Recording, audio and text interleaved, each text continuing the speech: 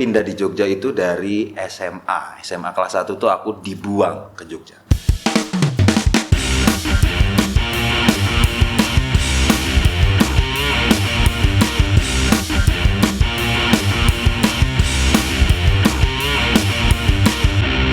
Halo, salam jumpa lagi dengan Berita Teater. Kali ini Berita Teater kedatangan, ini teman saya proses dulu, sama-sama dari ini ya, muridnya Mas Ibet ya. Iya. Ya, ini adalah Banyu Bening. Halo.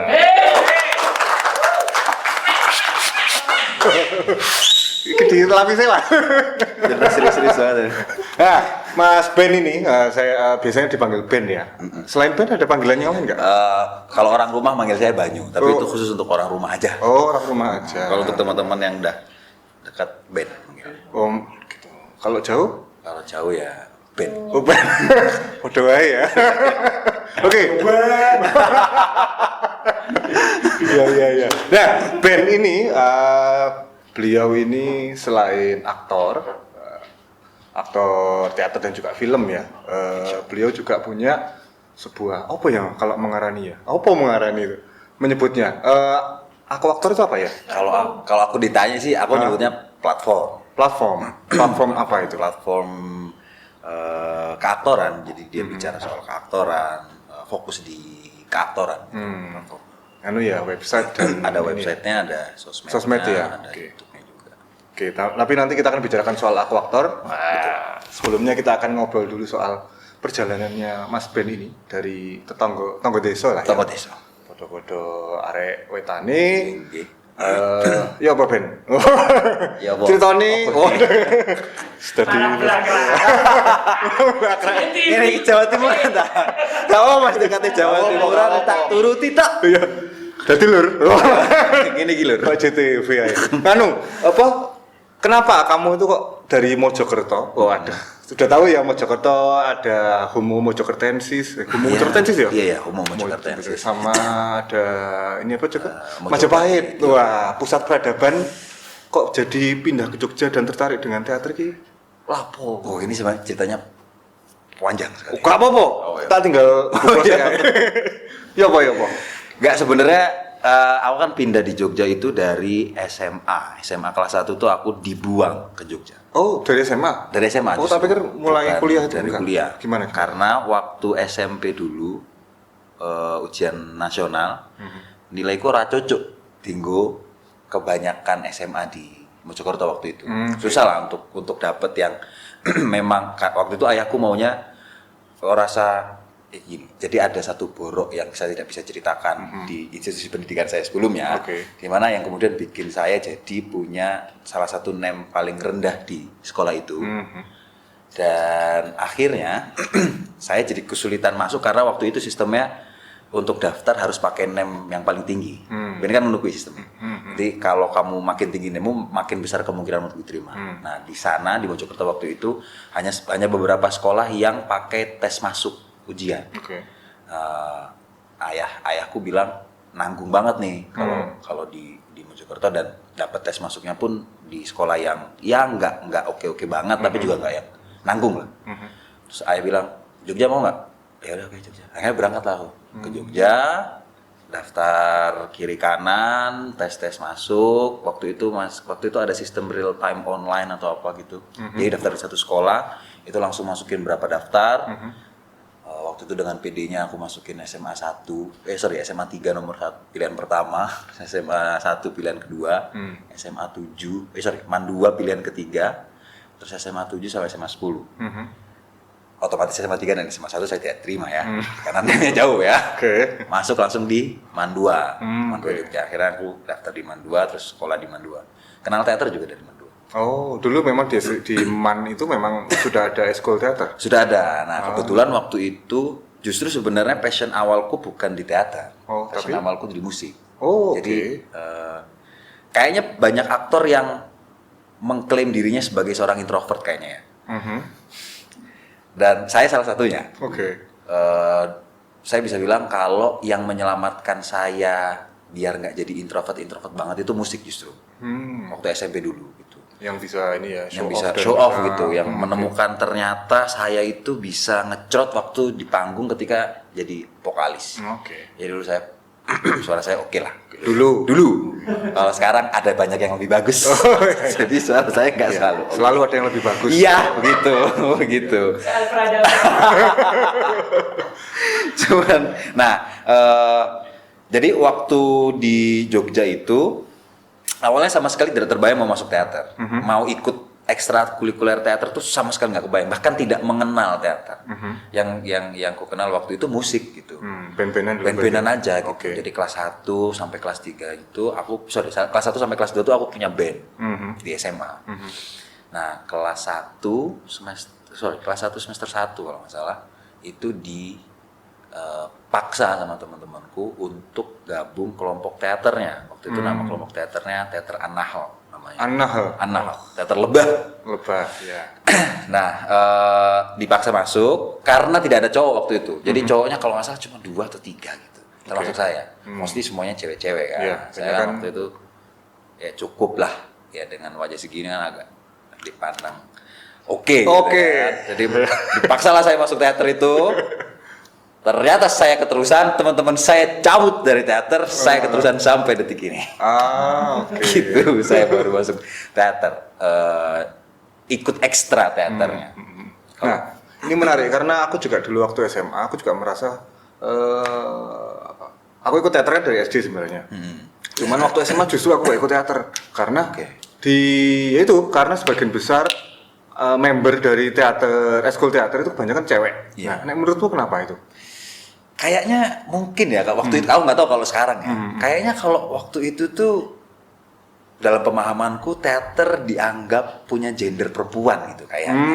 Banci tampil itu kayak cenderung ke perempuan. Kalau laki-laki tuh kayaknya lebih ke ekstrakurikulernya bola, taekwondo, gitu, musik gitu kan, lebih kelihatan keren gitu. Betul. Tapi kalau teater tuh kayak satu unsur yang paling kerasa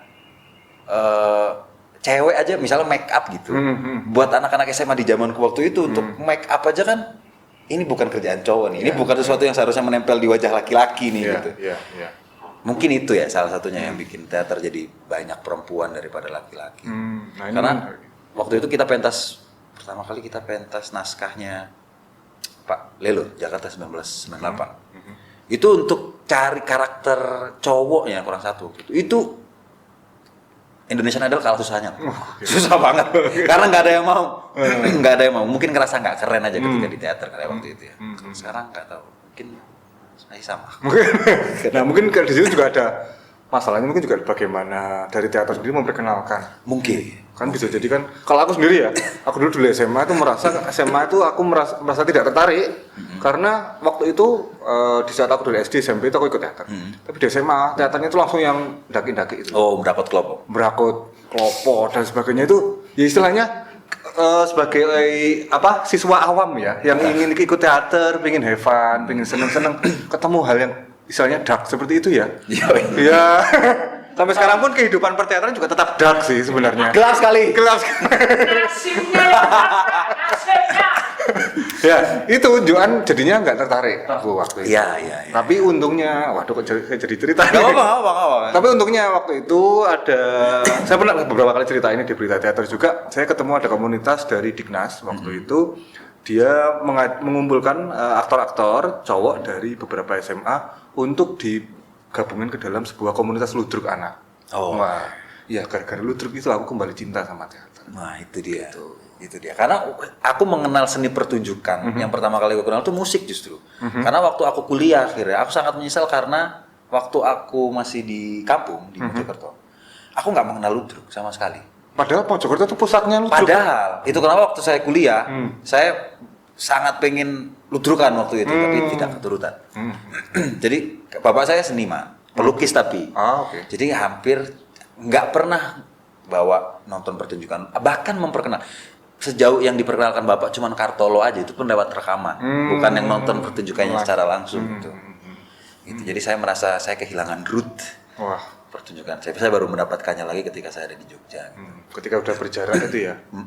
Tapi benar juga, aku justru istilahnya ya walaupun aku dulu juga sudah mulai masuk ludruk ya, tapi selama itu ya cuma sebagai have fun aja. Tapi ketika berada di sini memandang ludruk ternyata wah ini punya kekayaan yang menarik, ini berbeda sama sini gitu. Iya. Dan sampai sekarang itu masih aku gunakan juga, maksudnya Iya. teknik keaktoran tradisional dan sebagainya. Nah, terus kenapa musiknya ditinggalin? Akhirnya musiknya waktu itu saya masih ingat. Alasan saya bilang ke teman-teman band saya cuma gini. Saya kan vokalis ya. Di teater tuh ada latihan vokal. Saya tak latihan teater. Oh gitu. Gitu. Saya nanti oke waktu saya nyanyi gitu. Keterusan akhirnya teman saya bikin band sendiri, saya ditinggal. Oh ya udah oke. Akhirnya saya tinggal musiknya.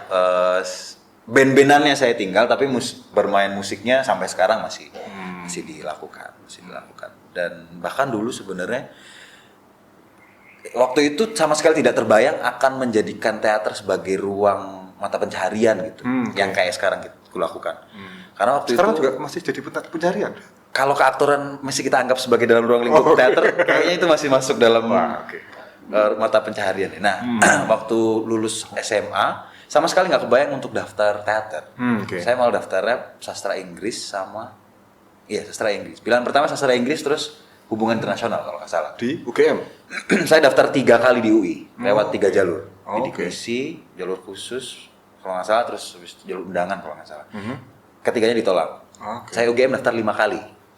Dari 5 jalur. Dari yang mulai saya naikin dari pilihan pertama sastra Inggris, terus hubungan internasional, aku terima, terus turun lagi sampai filsafat dan sastra Jawa. Yang saya rasa, wah keterima nih, saya mau kuliah di UGM. Ternyata saya nggak keterima. Semuanya nggak keterima? Nggak keterima semuanya. 5-5-nya tuh saya nggak keterima, ya Allah. Terus itu ada pamflet isi Yogyakarta nempel di mading sekolah saya. Saya lihat, ini kan kamus ayah saya nih dulu. Oh, Bapak dulu isi Jogja? Isi Jogja. Saya lihat, oh ini kampus saya nih. Ini jurusan ayah sendiri. Saya nggak mungkin, saya nggak bisa gambar sama sekali. Nggak nurun sama sekali. Terus saya lihat, kok ada jurusan teater? Saya kan ikut teater, saya kan suka teater. Saya tahu saya suka waktu itu. Ikutlah, daftarlah teater lah. Karena ibu saya waktu itu nanyain, kamu jadinya mau kuliah di mana? Tenang, pokoknya aku mau kuliah. Aku nggak mau spare waktu untuk kerja karena takutnya saya bergelimang uang lalu saya meluangkan. saya tidak mau begitu ya. Jadi saya harus kuliah Bu. Gitu. Akhirnya saya daftar jurusan teater. Ngurus pendaftaran segala macam, saya ikut jalur khusus kalau nggak salah, PMDK waktu itu. Slotnya kalau nggak salah 7, yang daftar 5. Jadi saya masuk. Otomatis saya keterima gitu. Begitu saya keterima, ibu saya nanya, gimana? Cuman 1 semester kan? Oh iya Bu, 1 semester aja kok. Semester kedua, gimana? Udah mikirin mau pindah ke kampus mana? Ntar dulu deh Bu. Semester ketiga gimana? Nanggung Bu, lanjut aja. Akhirnya sampai 5 tahun kuliah di teater. Berarti sebenarnya ibu awalnya memang tidak terlalu sepakat kamu masuk ke sini. Iya, orang tua aku kan bukan tipe yang aku nggak setuju karena mungkin bapakku juga seniman gitu. Jadi orang tuaku terserah kamu mau ngambil apapun ambil aja, yang penting kamu bertanggung jawab atas pilihanmu gitu. Ya meskipun sebagai seorang ibu, ya contoh paling kecil begitu saya lulus kuliah. Hampir setiap hari WhatsApp saya dari ibu tuh isinya adalah daftar PNS. Setiap hari gitu. Daftar ini gitu. Ya mungkin memang mindsetnya masih orde baru ya. Gitu. Tapi sekarang perjalananmu ini menurut orang tua sendiri gimana? Kalau sekarang tuh karena mungkin sekarang yang jadi prinsip ayah sama ibuku adalah bukan soal pemahaman soal mapan dalam kepala mereka tuh bukan apakah kamu sudah punya harta yang cukup, sudah punya rumah atau sudah punya mobil, bukan soal itu. Tapi apakah kamu sudah grateful, bersyukur atas apapun yang kamu punya dan apapun yang kamu jalani. Jadi standar kesuksesan untuk orang tuaku untungnya itu bukan seberapa banyak uang yang kamu punya, tapi seberapa bahagia kamu atas pilihan jalan hidup. Luar biasa. Jarang-jarang loh ada orang tua yang seperti itu. Alhamdulillahnya saya punya. Tapi itu melalui pertengkaran sekian panjang ya sampai akhirnya orang tua saya ada di titik yang. Tapi tetap luar biasa loh bagiku, maksudnya ada orang tua yang tetap akhirnya mencapai pada titik yang akhirnya si penting awakmu senang. Itu sih. Wah, itu luar biasa.